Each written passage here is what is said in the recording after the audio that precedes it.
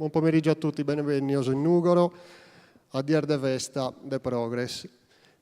Questo è il dibattito di apertura di questo pomeriggio sera, che ci condurrà fino poi allo spettacolo musicale che faremo in Piazza Satta qua vicino, che sarà denso di contenuti, di proposte, di visioni. Ci sembrava molto bello iniziare con qualcosa di molto concreto e contemporaneamente di molto anche futuribile, al di là di molti stereotipi che purtroppo caratterizzano l'idea che abbiamo di noi stessi spesso. E allora il filo conduttore di questo pomeriggio sarà la possibilità intesa anche in senso di emancipazione, di libertà, di un campo di probabilità a nostra disposizione, in senso materiale, in senso immateriale, in senso culturale, economico, eccetera. Questo primo dibattito in particolare verte su un concetto che accomuna un po' le varie esperienze che presenteremo con i nostri relatori, che è l'idea di rete, quindi l'idea di relazioni. Noi sappiamo che in quanto animali sociali viviamo dentro un campo di rapporti, di relazioni, appunto a volte ce lo dimentichiamo, ma è un principio sostanzialmente evolutivo che ci caratterizza come specie animale e quindi dobbiamo anche tenerne conto in tutto quello che facciamo, che siano questioni economiche, che siano questioni politiche, che siano questioni sociali, culturali, eccetera. Oggi qui con noi abbiamo degli esempi molto concreti e molto pertinenti di vari aspetti di questo concetto di reticolarità, di collegamento, di connessione, che riguardano diversi ambiti. Abbiamo Niccolò Migheli, sociologo, che si occupa moltissimo di questioni come lo sviluppo locale, il concetto stesso di reticolarità anche in termini produttivi e in termini sociali, culturali, connesso sempre con la questione dell'appartenenza al territorio, diciamo così. Poi abbiamo Efisio Rosso, che lui rappresenta una forma molto concreta di questo aspetto, perché si occupa fondamentalmente di produzione agricola in qualche misura, soprattutto in particolare di grano, che se ci pensate è la base dell'alimentazione mediterranea. Ci sembra, lo diamo anche per scontato noi, però tutto sommato in Sardegna questo settore, che nel corso dei millenni per quanto ci riguarda era uno dei settori di base della nostra stessa sopravvivenza collettiva, nell'epoca contemporanea ha subito vari colpi da tanti punti di vista e solo di recente si sta provando a riappropriarcene in termini appunto di produzione, anche mettendo in rete varie realtà che fino a poco tempo fa andavano ognuna per conto suo, spesso ignorandosi a vicenda. E invece anche in questo campo l'idea della rete può essere produttiva e può essere facilitatrice anche in senso materiale e produttivo. Poi abbiamo Pierfranco Fadda, che invece da parte sua, lui è un libraio di Nuoro, gioca in casa, rappresenta invece un'altra idea di rete, sul versante, diciamo così, culturale, in senso lato, perché in questo caso, oltre a rappresentare la sua professione di libraio, rappresenta anche la rete di Liberos, che è un'esperienza relativamente recente, tutto sommato, anche se ormai ha preso piede in modo piuttosto consistente, che è un esempio di connessione di vari elementi fino a poco tempo fa separati uno dall'altro, che però appartengono a un'unica filiera sostanzialmente, dal lettore fino all'autore del libro, passando per l'agente letterario, la casa editrice, il libraio, il bibliotecario, eccetera. Questa esperienza di Liberos ha avuto dei riscontri molto consistenti, ha anche vinto un grosso premio economico, perché si è aggiudicato il primo premio come progetto socialmente sostenibile proprio per le sue connotazioni proprio di apertura, di possibilità in termini sociali, e anche per la sua replicabilità, perché una delle sue caratteristiche principali è questa. Di Liberos ne avrete già sentito parlare, ne sentirete parlare, perché comunque sta lavorando molto sul territorio sardo. E poi, dulcis in fundo, diciamo così, abbiamo Paolo Piras, che invece ci porterà la sua esperienza, che un po' riguarda anche noi di Progress, su un altro versante, sul versante sostanzialmente della riappropriazione da parte della popolazione delle proprie risorse e della progettualità sulle proprie risorse, sul proprio territorio. Paolo è di Arborea, ha seguito molto da vicino tutta la faccenda del progetto Eleonora della Saras, ha animato il comitato locale No al progetto Eleonora, quindi ci porterà una testimonianza in prima persona di tutto lo sviluppo di questa vicenda, che è molto significativa sia nei suoi sviluppi concreti sia anche nei suoi aspetti simbolici in qualche modo. È un'esperienza molto importante che può essere anche un traino per altre comunità sarde sottoposte in questo periodo a tentativi di speculazione o comunque tentativi di appropriazione delle nostre risorse. Quindi io direi di non perdere tempo in ulteriori spiegazioni, di dare direttamente la parola ai nostri relatori e cominciamo da Niccolò Migheli. Saluto. Eccolo qua. Saluto a tutti e vostro grazie per l'invito, insomma, ma adesso continuo in italiano. Bene, intanto partire dal titolo. Il titolo è un po' provocatorio, questo dei sardi reticolari, anche perché noi siamo cresciuti dentro una serie di definizioni dei sardi dove si dice l'esatto contrario. Cioè, i sardi non sono capaci di fare reti, i sardi non hanno capacità imprenditoriale, riescono a farlo esclusivamente quando vanno fuori dalla Sardegna. Quando vanno fuori dalla Sardegna hanno grandi successi, i giornali locali ne scrivono, ci scrivono anche libri. E non si guarda mai ai sardi di dentro, a quelli dell'isola, per capire invece che anche qui ci sono le condizioni. Però questa cosa fa? È sostanzialmente quello che chiamano i sociologi una profezia che si autoavvera. Cioè noi costruiamo stigmi e a questi stigmi poi ci abituiamo, lo viviamo come elementi che ci danno valore. E in questo bisogna dire che purtroppo, io lo dico anche con dolore questo, perché molti di quelli che poi fanno queste cose sono anche miei amici, devo dire che l'università non ci aiuta. Cioè le università sarde, che ne so, producono studi che non fanno altro che rialimentare le solite cose, cioè magari prendono i dati Istat, li rimescolano secondo i loro progetti di ricerca e alla fine dice noi siamo così. Però io voglio dire, da cittadino sardo mi chiedo anche, vabbè, io quei dati già li conosco, so che siamo così, ma le tue letture che aiuto sono per me? Ve ne dico semplicemente una. Gli indici di deprivazione.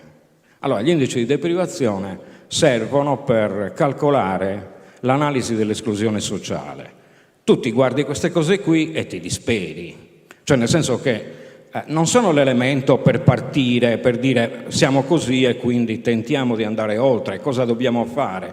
No, finiscono per essere veramente la profezia che si autoavvera. Siamo così e non ci possiamo fare nulla. E allora, che ne so, io prendo e gli dico, ma guarda, che ne so, alle cose che ha raccolto Michela Murgia, guarda i casi di Efisio Rosso, guarda i casi di Sardex, di Liberos, ma quelli non contano. Come sarebbe a dire quelli non contano? Ma perché sono degli elementi di minoranza, non vogliono dire nulla, invece noi abbiamo situazioni di questo genere. E questo è il primo elemento. Secondo elemento, in Sardegna esiste il familismo amorale. Cioè voi, insomma, questa parola l'avete sentita più volte, se l'ha inventata un sociologo americano che si chiamava Banfield e che fece una ricerca in Lucania nel 1953, mi pare. E quindi scoprì che lì esisteva il familismo amorale. La categoria fu importata in Sardegna, ci fu un sociologo che si chiamava Luca Pinna e che scrisse anche un libro. Quindi noi siamo dei familisti amorali. Però allora mi chiedo, ma Bossi e la Lega, che nascono nelle zone più sviluppate d'Italia, sviluppate tra parentesi, quelli sono familisti amorali. Ma non c'entra, quella è un'eccezione, perché invece lì, eccetera, eccetera. E allora se continuiamo così, dove andiamo a parare? Andiamo a parare più o meno alle cose che io sentivo quando ero studente di sociologia. Un nome della sociologia, un sardo che si chiamava Gavino Musio, un sassarese che insegnava sociologia a Firenze, il quale diceva che per la Sardegna non c'era niente da fare, bisognava smetterla di fare i pastori e fare tutti gli operai dell'industria, e così avremmo cambiato la nostra mentalità. Oggi, voglio dire, dall'alto, seduti come siamo su queste rovine arrugginite, possiamo anche dire che la buonanima di Gavino Musio aveva preso un grande granchio. E quindi che dire? Che dire che forse siamo dentro categorie che ormai non ci raccontano più. La prima fra tutto, il concetto di sviluppo e sottosviluppo raccontato con i numeri. E io questo lo dico per i miei cari amici economisti, lo dico perché loro continuano invece a soffermarsi molto su queste cose. Vabbè, che l'economia è stata definita la scienza triste, però è anche vero che oggi non ti danno un attimo di speranza, si limitano a raccontarti lo sconforto. Grazie, mi basta il mio, gli dico. E allora, qual è l'altro elemento? Siamo individualisti. Vabbè, insomma, l'Europa, almeno dalla rivoluzione protestante, cioè da Lutero in poi, è individualista. Dov'è la novità? Ma noi forse lo siamo un po' di più. Ma vabbè, vediamo allora. Intanto siamo appassionati di canto a tenore, a concordo, abbiamo cori, qui a Nuoro è la patria dei cori composti da non so quanti elementi, tutta roba che si fa individualmente, evidentemente. Poi che cosa ci rappresenta? Ci rappresenta il ballotondo comunitario, dove se tu esci, no, per fare le figure e un attimo poi devi subito rientrare perché non puoi, anche lì evidentemente siamo individualisti. Abbiamo paura del controllo sociale, cioè nel senso che abbiamo paura di ciò che ci dice la gente, pensiamo che la reputazione sia un bene prezioso, teniamo al parere dell'altro, quindi è un individualismo mite, evidentemente è un individualismo mite. E allora tu gli dici, ma guarda un po', scusami, se tu ti prendi gli indici di capitale sociale, cioè capitale sociale sarebbe sostanzialmente quel patrimonio immateriale che hanno le persone e i gruppi per potersi relazionare tra loro, e più alto è questo, maggiore il senso civico e tutta una serie, e maggiori sono anche le opportunità personali. Tu gli dici queste cose, gli dici guarda che nell'indice di capitale sociale noi siamo messi come le regioni del centro Italia. Ma quello è un indice che non conta. Perché non conta? Perché è viziato, perché ci sono il terzo settore è assistito. Va bene. In Emilia-Romagna invece i vecchietti li curano con i finanziamenti privati, non lo so. Non sono assistiti anche il terzo settore in Emilia-Romagna. Vabbè però. E allora io vi prendo solamente un dato, sono gli unici numeri che cito.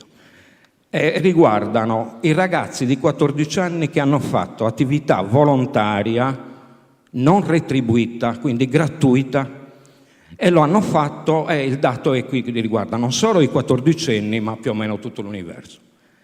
In Sardegna il dato è 11,6, in Abruzzo 12,8, in Umbria è 10,4, in Liguria è 11,4, in Italia è il 12,5. Non cito né chi sta in alto classifica né chi sta in basso, e non lo faccio perché sennò qualcuno potrebbe dirmi ma quelli... No, guardiamo questo dato. Noi da una decina d'anni siamo o sopra o sotto. Questo è il dato del 2011, c'era già la crisi, quindi evidentemente qualcosa avrà agito. Quindi cosa vuol dire tutto questo? Vuol dire che non siamo poi così individualisti. A questi signori tu gli dici ma va bene, ma guardati intorno, quante associazioni sportive, culturali, solidali ci sono, no? Che non prendono una linea di finanziamenti pubblici, solo che non li vedi, non le vedi, oppure contraddicono la tua tesi, oppure nei dati Istat sono una robina così, mentre tutto il resto è bello grande. Quindi impariamo anche cioè a vedere la nostra realtà indipendentemente dai paraocchi che ci pongono. E l'altro punto è, nelle varie obiezioni che avrete sentito, insomma, l'altro grande problema è che i sardi non sono imprenditori e non riescono a fare gli imprenditori perché sono invidiosi. Giorni fa una bravissima giornalista sull'Unione Sarda ha ripetuto questa favola. E io allora, cercando su internet, ho trovato un articolo bello, eccetera, eccetera, di cui però vi leggo solo l'incipit, perché troppo lungo non sarebbe. Alcuni sociologi dicono che l'invidia sia una caratteristica degli spagnoli e che li identifica come il toro della Osborne, la paella o il cioccolato con churros. Questo è sul País, nel blog Solo el Diván. Già li sento io, questi miei signori, se gli faccio leggere una così. Vedi, è un'eredità degli spagnoli, perché gli spagnoli ci hanno portato tutto il male, mentre i Savoia ci hanno portato le riforme. Questo dicono subito. Gli altri invece sarebbero anche più possibilisti. Però, se allungassero il dato, cioè voglio dire l'occhio, se uscissero dai loro grafici a torta, scoprirebbero che c'è un libro meraviglioso di un antropologo e filosofo francese, René Girard, che si chiama Shakespeare e il teatro dell'invidia. Ma anche gli inglesi sono invidiosi, anche i norvegesi, dico io, e i tedeschi che si sono inventati una parola, sono gli unici che io sappia ad averla, che dice Schadenfreude, provare piacere per le disgrazie altrui. E allora come la mettiamo? E quelli sono imprenditori che non finiscono più. Come la mettiamo? La mettiamo che evidentemente siamo tutti invidiosi nella media, cioè tutto è un male comune, se no non si spiegherebbe perché è finito nei 7 vizi capitali. Cioè, Dio ce l'aveva solo con i sardi, evidentemente. Allora, l'altro punto, ecco un'altra bella storia dei Malunidos, ma qui c'è Omar che ha scritto a lungo su questa cosa. E allora dice, sì, perché i sardi sono disuniti? Devo dire che questa storia, insomma, io ormai, lo potete vedere, ho qualche anno. Quando ero ragazzo io non girava questa storia, ha cominciato a girare, mi pare, intorno alla metà degli anni '80. E poi è diventata, come dire, una sorta di mantra. Pocos locos y malunidos, pocos locos y disunidos, dicono anche alcuni, perché naturalmente non tutti conoscono lo spagnolo. E allora io gli dico, ma senti un po', i sardi si sono organizzati in gremi, cioè associazioni degli artigiani, dei commercianti, di qualsiasi attività professionale, già nel Medioevo, quindi tanto disuniti non sono.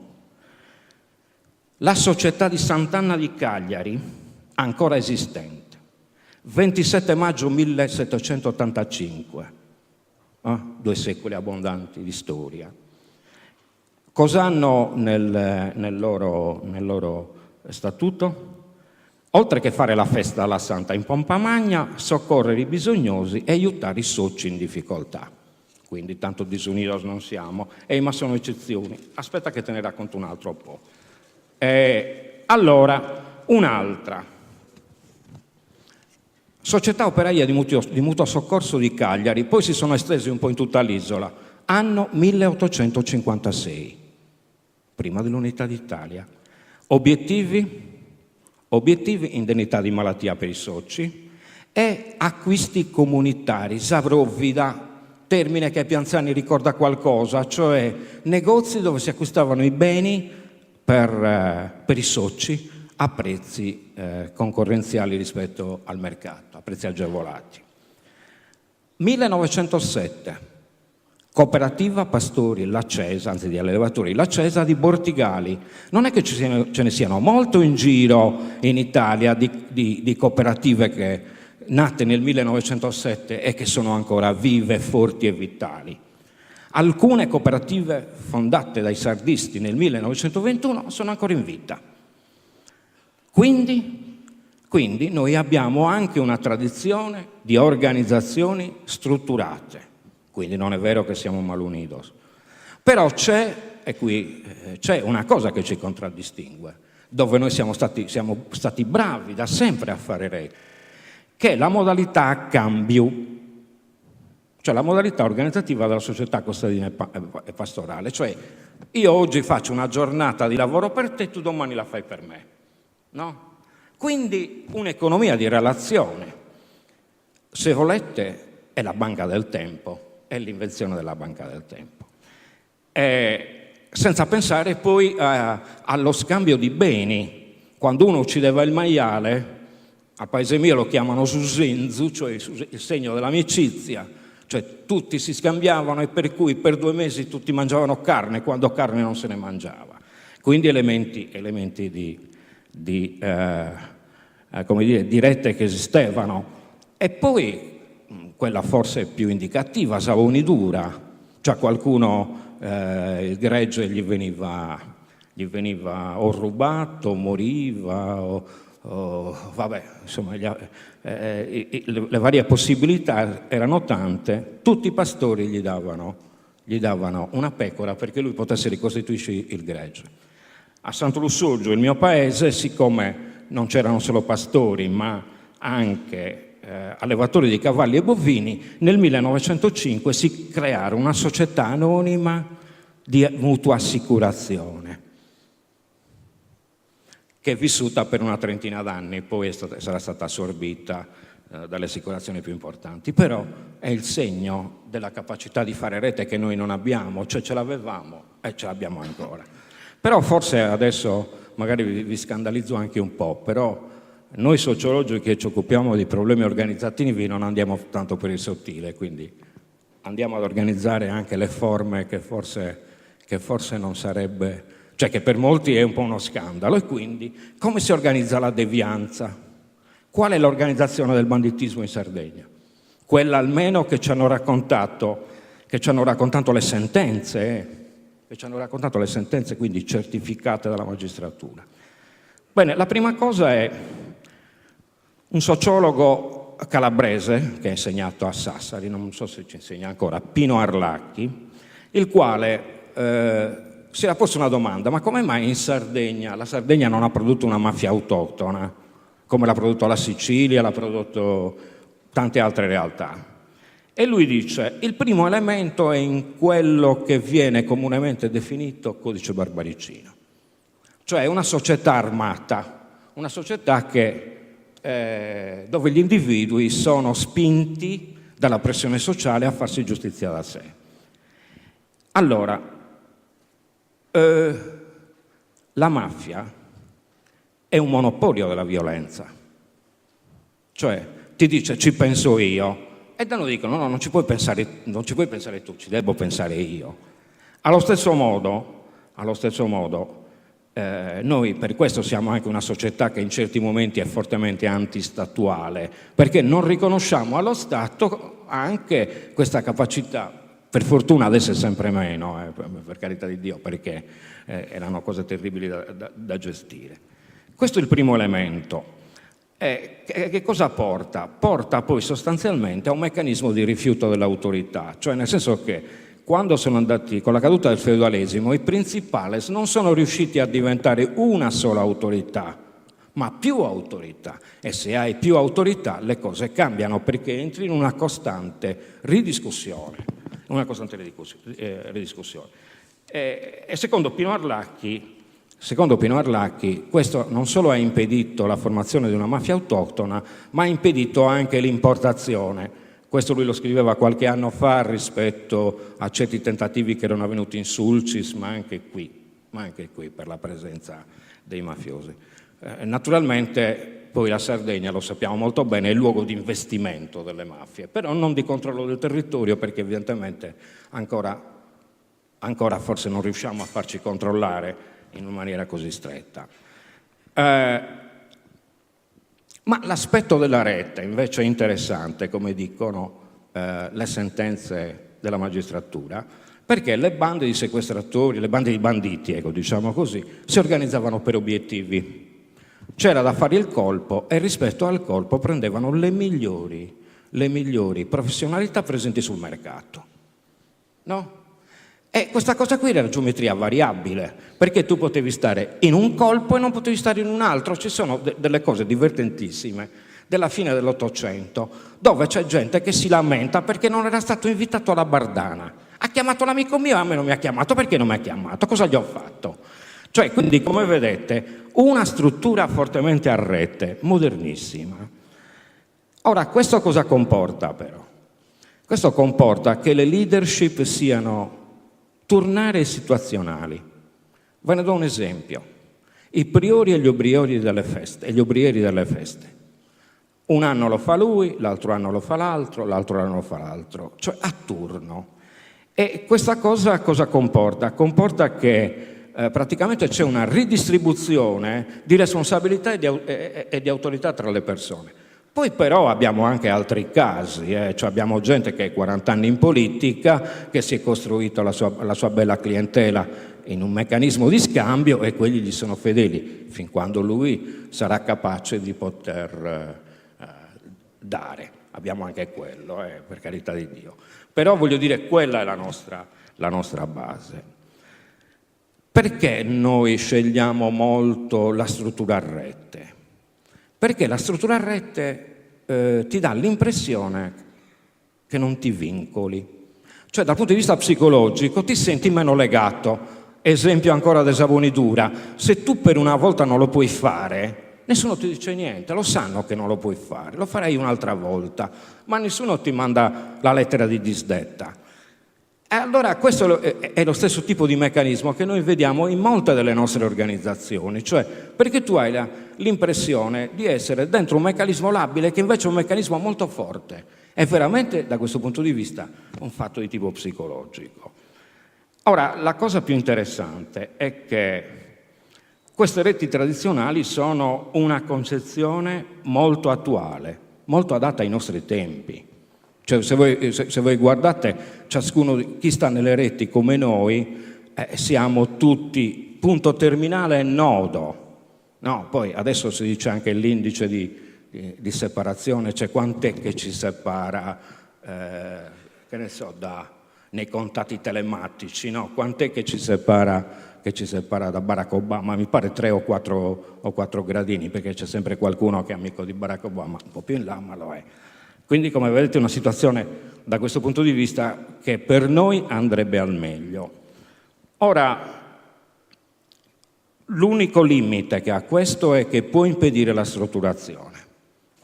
Cioè, perché ci sono invece situazioni in cui tu hai bisogno hai bisogno di una leadership che duri per una serie di anni perché possa dare risultati, non te la puoi giocare sul poco. E chiudo con una cosa. Il probabile scopritore di Pocos Locos y Mal Unidos è un accademico. Forse inconsciamente rivelava il suo vivere nell'università. Luogo che per definizione è molto conflittuale e poco propenso alle collaborazioni. È il trionfo dell'individualismo. Quindi molti di questi, quando raccontano queste cose, spesso raccontano se stessi e dicono che è il mondo.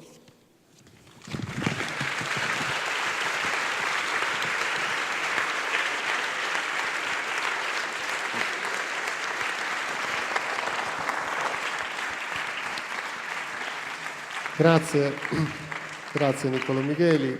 Questa è stata proprio un'introduzione molto puntuale. Adesso ci caleremo in qualcosa di concreto, un'applicazione, una serie di applicazioni di questa nostra propensione alla reticolarità. La parola a Efisio Rosso. Sì. Dunque mi presento Efisio Rosso, cooperativa Madonna d'Itria, che è una cooperativa che fa grano da 20 anni. Nei territori della Marmilla. 5 anni fa mi sono trovato a occuparmi di cerealicoltura, in passato mi ero occupato di altro. E tante di quelle cose che diceva Niccolò sono stati ragionamenti che in questi 5 anni mi hanno accompagnato, perché l'atteggiamento quando proponevi qualcosa di nuovo era sempre ma non si può fare, ma in Sardegna siamo così, era un continuo no. Cioè, alla fine si arrivava al punto che non si potesse mai andare oltre. È stato un processo di 5 anni, la rete è arrivata dopo. Quello che è partito all'inizio è stato un discorso di filiera. dove aziende della produzione hanno iniziato a dialogare. Noi rappresentavamo il mondo agricolo, alcuni mulini hanno iniziato a manifestare di fare percorsi nuovi, piano piano sono arrivati i primi trasformatori e tutto questo si è poi tradotto in un discorso di rete, proprio sulle considerazioni che faceva alla fine Nicolò, perché le strutture gerarchiche in Sardegna, prendendo atto, non hanno in genere mai funzionato, i grandi consorzi, le grandi organizzazioni. La rete invece, soprattutto anche a livello giuridico, perché è uno strumento nuovo che è stato introdotto nella legislazione italiana, mette al centro il programma, cioè le cose che le persone si impegnano a fare assieme. Quindi da quel punto di vista io mi impegno a metterci il grano sardo, il mulino si impegna a macinare quel grano, il trasformatore si impegna a trasformare quel grano. Quindi è tutto un discorso di compartecipazione all'interno di questo processo. E la rete fu scelta come strumento giuridico proprio per questa sua particolarità, per non andare nei personalismi, ma per stare in una situazione, come dire, di trasparenza davanti a un programma che volevamo portare avanti. 5 anni fa, non mi dilungo tanto, poi se c'è qualcuno che vuole fare qualche domanda siamo a disposizione. Diciamo che il tutto è partito quando, chiudendo il primo accordo di filiera, con l'azienda molitoria siamo riusciti a stabilire un prezzo minimo garantito da dare al produttore prima di seminare.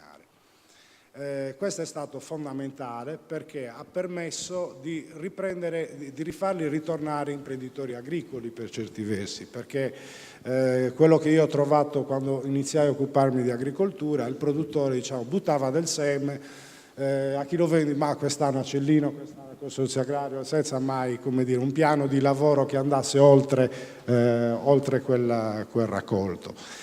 Devo dire che da lì è partita la molla, perché l'agricoltore ha iniziato a farsi i suoi conti, sapere che hai un parametro, ormai l'abbiamo consolidato tutti gli anni, una base di 25 euro a quintale, al di là che il mercato, di come va il mercato, la gente si fa i suoi conti e valuta quanto investire nella campagna. All'inizio, 5 anni fa, eravamo più o meno 10-15 agricoltori che volevano condividere questo percorso. Nel tempo, a forza di parlarne, di iniziare a fare prodotti, accompagnandola come dire, in questo processo, che è un processo anche di responsabilità sociale tra aziende, cioè chi è lì è perché si considera faccio impresa, ma la faccio anche guardando ciò che c'ho intorno, cioè non mi va di fare impresa in condizioni di miseria e disperazione, lo sviluppo deve essere, come dire, di un territorio. La filiera proprio su questo aspetto batte sul principio che un bene di filiera non è solo cibo, ma è espressione di un territorio, della sua cultura, delle sue tradizioni millenarie come il pane carasau. Ma è anche è frutto quindi di un territorio, e in questo concetto di territorio noi ci vogliamo includere le persone, che sono l'elemento cardine delle persone. Un territorio senza l'armonicità delle persone che ci lavorano non ha molto senso. Niente, la filiera deve ulteriormente svilupparsi, perché creare un sistema richiede tempo. Siamo riusciti, per fortuna ormai siamo in partenza come prodotti, penso che a settembre in molti punti vendita anche della grande distribuzione inizierete a trovare la pasta del coltivato e trasformato in Sardegna. Fino a 5 anni fa anche quello si diceva non si può fare pasta da grano sardo, non è assolutamente vero, si fa dell'ottima pasta, la facevamo ai tempi dei romani buona e la continuiamo a fare tuttora. Dicevo, davo qualche numero, all'inizio erano 15 agricoltori più o meno, oggi con il discorso della rete sono 250, da 1000 ettari sono 2500, i mulini erano 1, oggi sono 5, i trasformatori all'inizio erano 1, oggi sono 4 e faremo una serie di azioni di allargamento per fare in modo che si consumi il nostro grano. Diciamo che di quello che come rete facciamo, che sono in media 90.000 quintali di cereali all'anno, riusciamo a oggi, perché abbiamo iniziato da poco, a trasformare in prodotti solo una minima parte. L'altra parte viene commercializzata e ne va anche fuori. Ecco, sarebbe bello alimentare, che i prodotti tipici nostri si facessero con la materia prima locale, non solo trasformandoli qui. Ecco, questo è un po' il nostro percorso.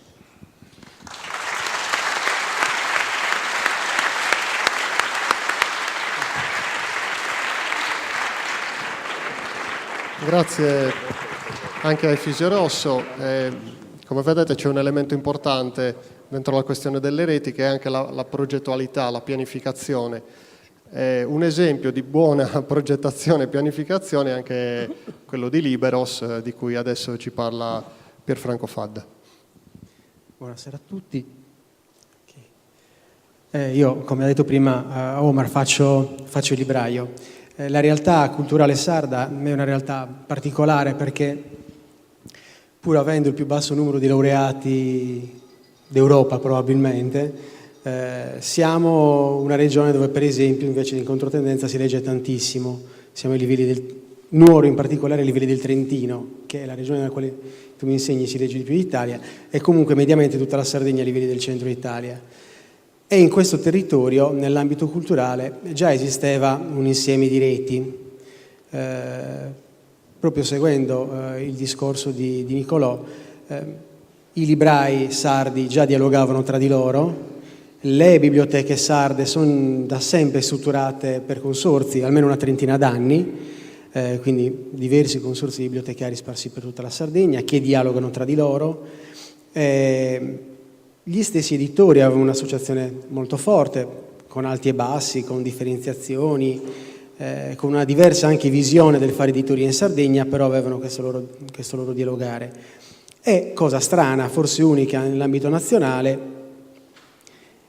italiano in questo caso, mi permetto qui di parlare, però insomma, passatemela questa. In ambito nazionale, diciamo, ma forse anche europeo, ritorno a dire, c'è comunque tra gli autori, tra gli scrittori sardi, una sorta di rete, di relazioni, di dialogo. Di fronte alla crisi che ci siamo trovati ad affrontare in questi anni, di fronte alla chiusura di tante case editrici, di tante librerie, alle difficoltà di accedere al mercato di molti autori che si trovavano di fronte come alternativa soltanto all'editoria a pagamento, circa un anno fa un gruppo di come possiamo dire, di volontari, in quel momento eravamo probabilmente dei volontari, 7 per l'esattezza, uno per ogni categoria della filiera del libro sardo, quindi un autore, un editor, un agente letterario, 2 librerie, insomma un bibliotecario. Abbiamo messo su Liberos, che è un'associazione che ha come scopo fondamentale quello di mettere in relazione tra di loro le reti che già esistevano per fare attività culturale sul territorio della Sardegna. Siamo nati così, siamo nati un po' alla garibaldina, e l'idea era quella appunto di quantomeno mettere delle basi etiche a questo tipo di relazioni. Liberos non esisterebbe e non avrebbe senso se non avesse un codice etico ben preciso che vincola gli aderenti a rispettare tutti gli altri membri della filiera.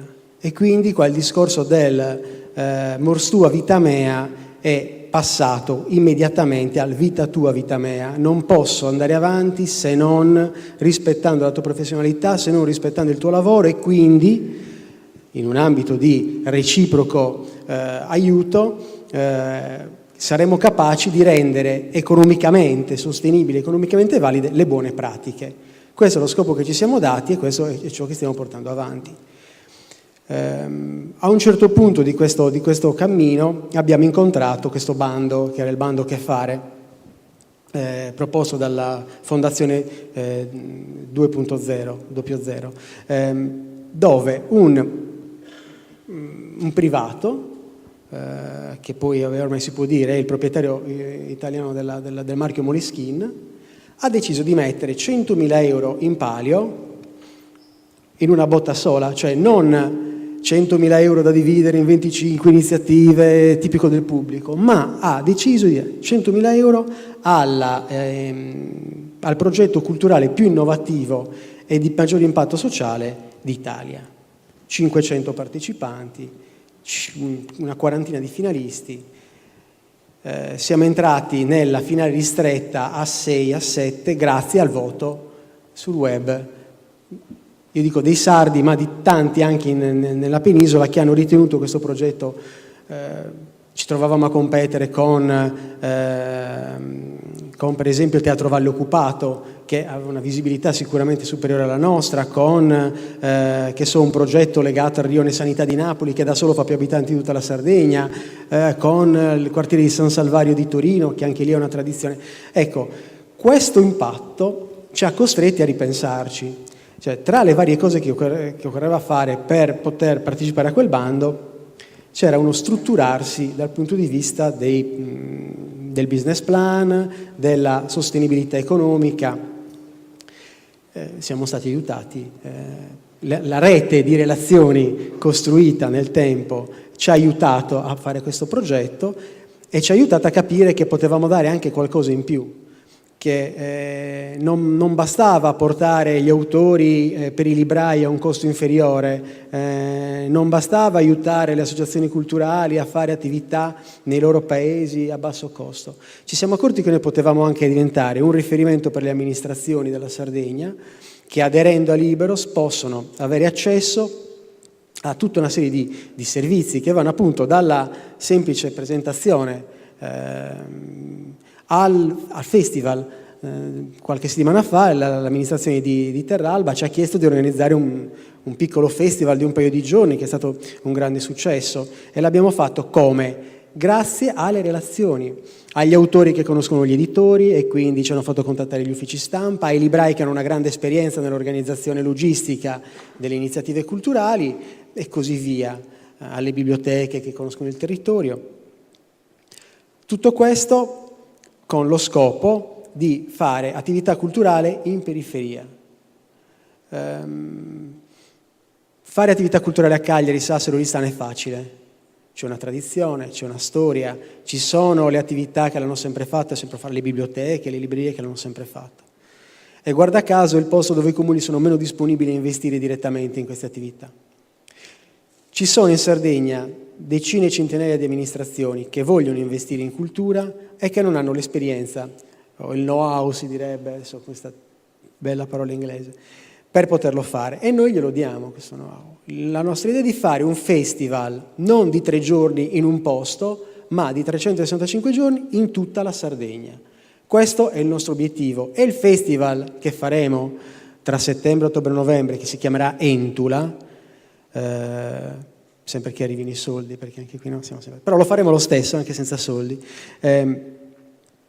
Nasce con quest'idea. Ci saranno almeno 15 comuni distribuiti per tutta la Sardegna in 5 delle 8 province esistenti che ne faranno parte. Guarda caso, su una trentina di incontri probabilmente ce ne sarà uno per città grande, tutti gli altri sono a Samugheo, a Nulvi, a Terralba, a Fonni, cioè tutti in realtà che hanno necessità di avere attività culturali, anche perché lo spopolamento delle zone interne probabilmente si può sconfiggere anche creando occasioni di incontro, creando occasioni per cui uno dice ecco, si sta bene anche qui e possiamo vivere anche qui.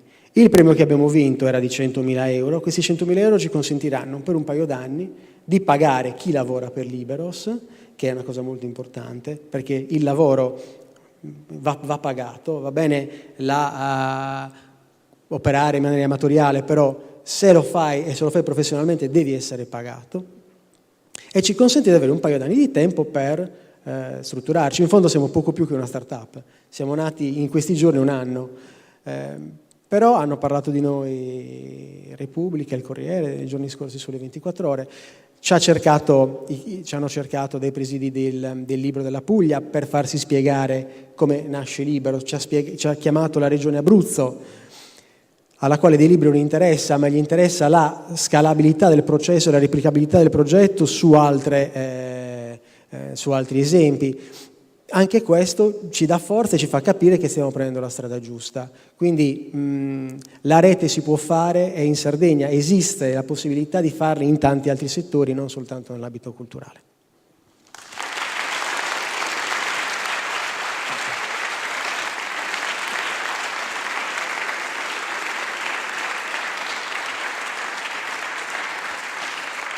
Grazie anche a Pierfranco Fadda. Concludiamo con Paolo Piras, che invece ci illustrerà un altro esempio di messa in rete di elementi che potevano essere anche separati tra loro, perché spesso ci sono esempi di rete in campo produttivo, in campo culturale, eccetera, però ci sfugge a volte che anche le nostre stesse comunità vivono di relazioni, e se si ledono, se si logorano queste relazioni, anche la comunità ne soffre.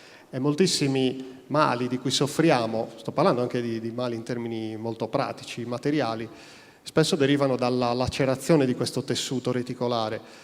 Arborea rappresenta un esempio opposto. Lì la rete di relazioni si è rinsaldata intorno a una necessità in quel momento piuttosto urgente, che però poteva anche passare inosservata o che però poteva avere un altro esito, come spesso è successo in Sardegna. Lì no.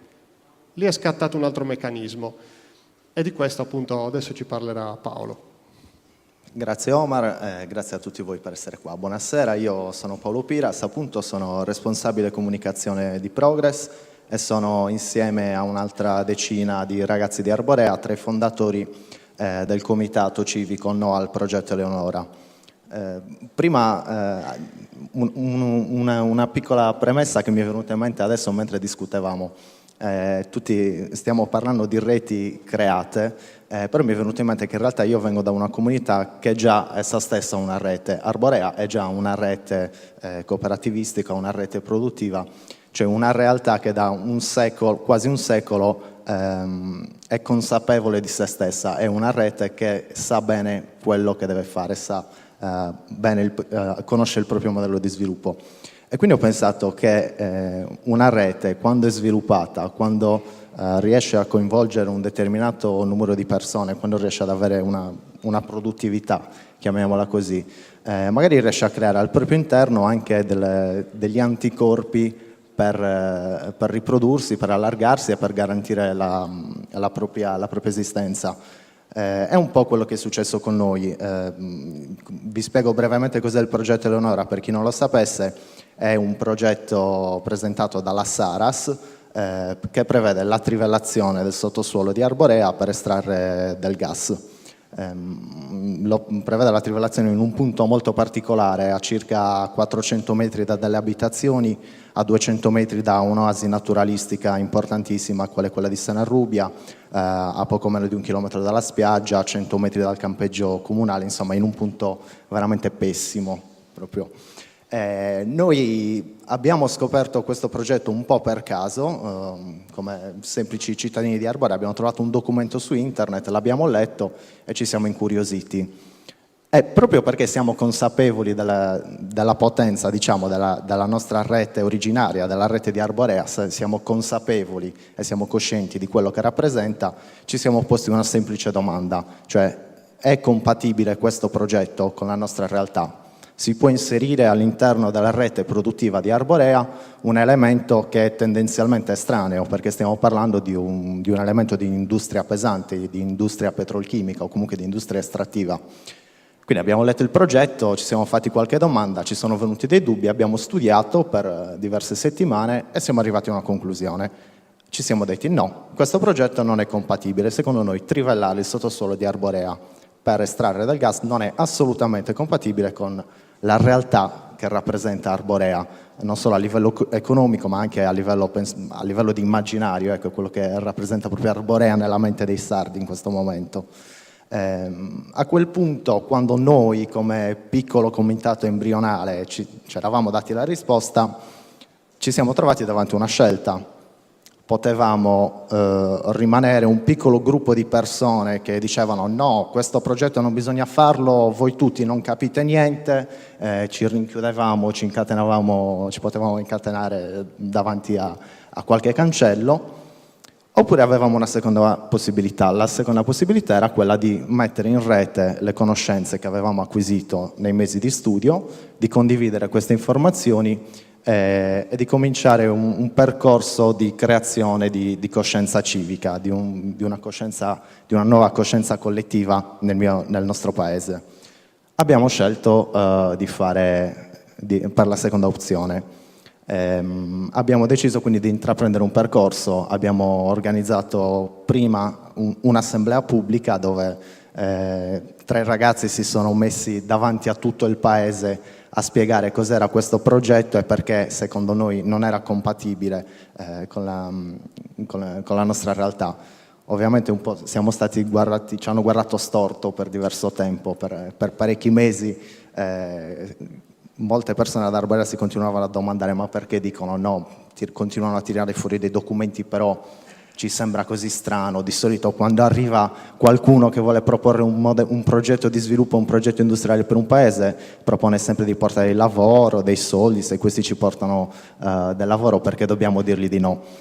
Beh, noi con un po' di fatica e con molta pazienza ci siamo seduti a tavolino e abbiamo instaurato delle relazioni proprio con ogni singola persona del paese. Siamo andati a cercare tutti gli abitanti del nostro paese, li abbiamo convocati uno per uno, abbiamo convocato gli abitanti, ma abbiamo convocato le realtà produttive che rappresentano un aspetto molto importante, e abbiamo cercato di costruire una nuova rete, di costruire una rete basata sulla conoscenza e sull'importanza del territorio, del rispetto per l'ambiente e del rispetto per la nostra terra.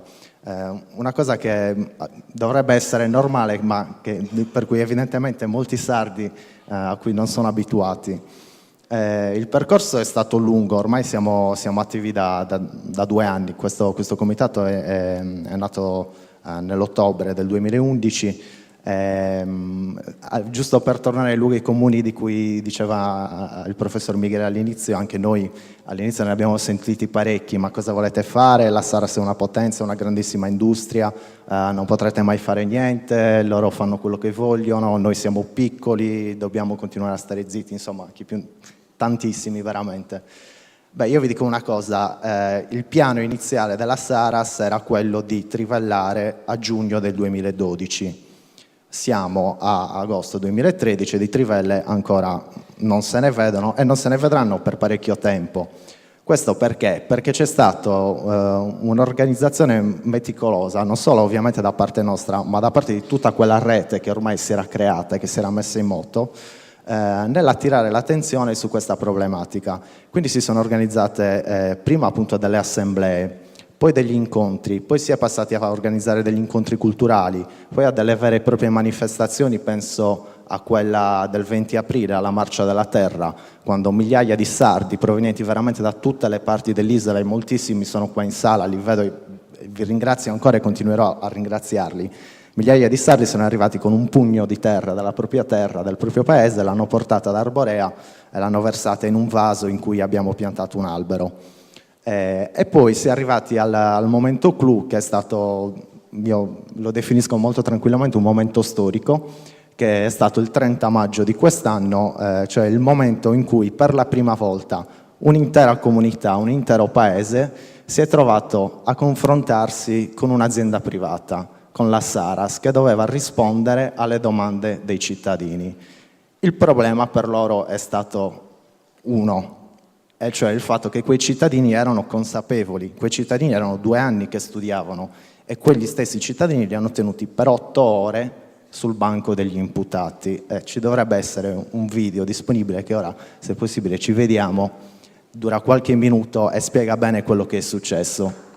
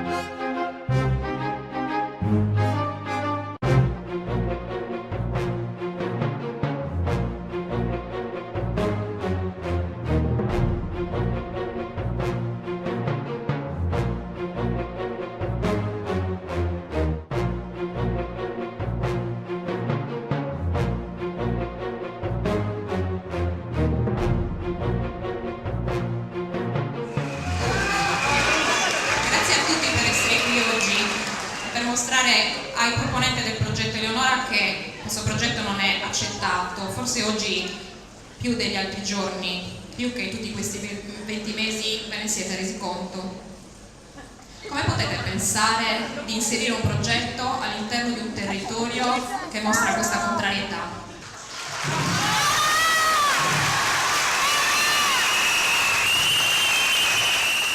Noi abbiamo 2 bambine piccole, una a 6 anni e una a 20 mesi. E tanti altri bambini, come le mie figlie, abitano in questo paese, soprattutto vicino a dove voi vorreste trivellare. Noi come genitori abbiamo il dovere di proteggere i nostri figli e questo ci sembra proprio il momento doveroso. Il vostro progetto si è presentato già oltremodo disinteressato all'impatto sulla popolazione di Arborea e dei comuni limitrofi, figuriamoci nei confronti di chi abita a pochi metri dal previsto pozzo. Nelle prime fasi di istruttoria, addirittura la vostra società ha totalmente omesso la presenza di abitazioni e quindi di persone a meno di pochi chilometri dal pozzo, come se tutte le famiglie delle strade 26, 28, 29 e 30 non esistessero. Questa è una gravissima mancanza di rispetto da parte vostra.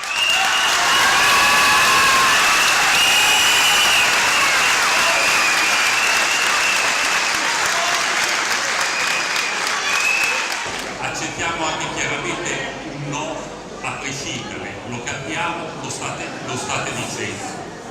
Tenete presente che il vostro latte, il vostro petrolio bianco, definiamolo così, il latte, non è solamente, non ve lo basta nessuno.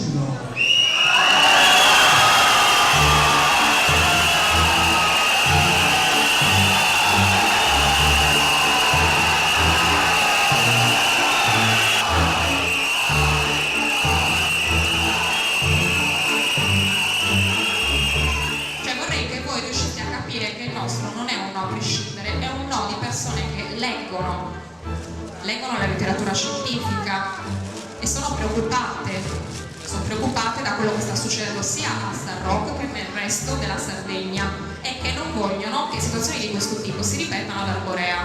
Ok? Riuscite a capire questo? Nel vostro programma di fluidi di perforazione ci siano delle lacune profonde, ok? Che non permettono di valutare qual è l'impatto dell'inserimento dei componenti dei fluidi. Prendiamo per esempio il progetto definitivo, pagina 62, ce l'avete qua, potete sfogliarlo un attimo.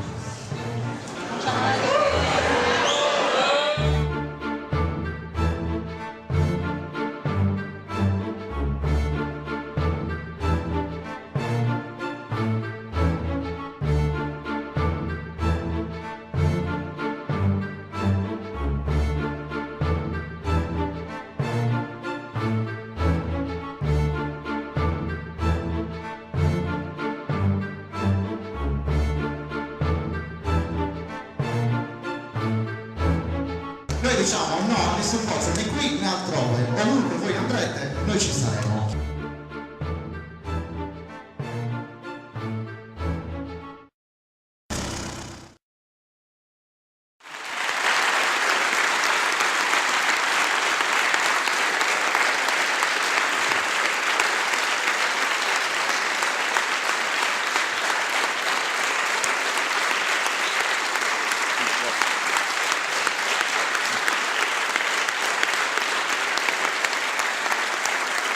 Aggiungo una cosa velocissima. Ovviamente il nostro comitato non è l'unico, noi siamo stati i primi a trovarci in questa situazione, ma in Sardegna purtroppo questo problema si sta estendendo, ci sono moltissimi altri comitati, penso ad esempio al comitato nel Medio Campidano, noi già molti ragazzi sono qua presenti e li ringraziamo per quello che stanno facendo. Volevo solo dire che a discapito di tutti i luoghi comuni tutto è possibile, anche fermare un'azienda come la Saras, quindi queste cose quando si vuole basta mettersi e si possono fare. Grazie a tutti.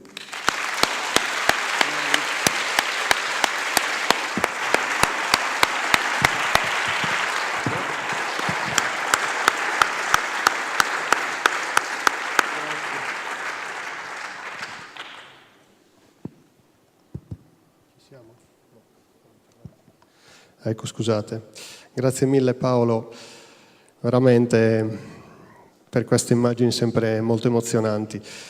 Con quest'ultimo intervento chiudiamo questa prima parte del nostro pomeriggio di Dies de Vesta. Penso che abbiamo già messo molta carne al fuoco e abbiamo già dato qualche esempio di come molte volte i luoghi comuni su cui ci piace adagiarci per toglierci un po' di responsabilità sul nostro destino, in realtà poi si scontrano con realtà molto concrete che già esistono, non è che dobbiamo inventare chissà che cosa. Bisogna crederci, bisogna fare come hanno fatto Arborea, come hanno fatto quelli di Liberos, come fa anche Fisiorosso con tutta la sua rete. Questi sono solo alcuni degli esempi che esistono già adesso in Sardegna. Io chiudo qui, non aggiungo altro, vi ricordo che proseguiremo il pomeriggio con un altro dibattito che si chiama Dalle radici alle ali, sarà di tipo più politico, affronteremo la questione dei popoli e delle nazioni senza Stato, di come si relazionano con il proprio contesto geopolitico e anche tra di loro. E quindi non mi rimane altro che per adesso di congedarvi, ringraziarvi tutti per l'attenzione, vedo che siamo già molto numerosi, questo ci fa molto ben sperare. Vi ringrazio moltissimo anche a nome di Efisio Rosso, di Niccolò Migheli, di Pierfranco Fadda e di Paolo Piras. A fra poco.